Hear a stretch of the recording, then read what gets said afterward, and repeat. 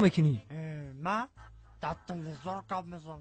خیلی بیشی همونجا کو سر میکنی بیشی. همونجا بشینم. اخبار گابزا. پول تو اینمونم. السلام علیکم تماشاگران عزتمند. اینک برنامه تلویزیون اخبار است تلویزیون فیلم. توسط به شما میستر کلی. هفته سپشل در شهر دوشنبه در چششون کرده.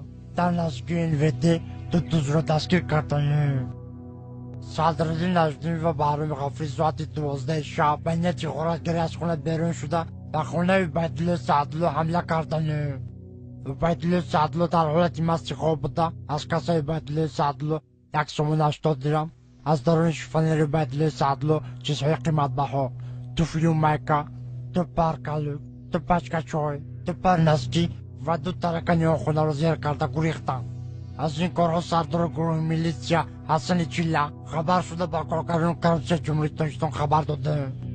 کارگردان کرپسی جمهوری تاجیکستان دولتمند خال کرکیبک پرده قاسم از این کارها خبر شده. هرچین غارتگرها را دستگیر کرده و درون کاخ برباد بردن. صدراعظم نجمی و بهرام غفوری به درون کاخ برباد برده. صدراعظم نجمیدین زدن توبه کردم خدا و اسم میکنی. ای رو تسیا کدامی ژورنالیست دروغ میگه؟ تو در تلویزیون گپ زده استی تو رو تمام جهان تماشا میکنه. تو دروغ میگی؟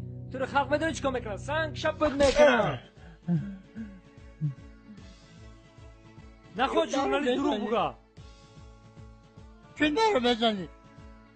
تو فالبینی دروغ گفته استی.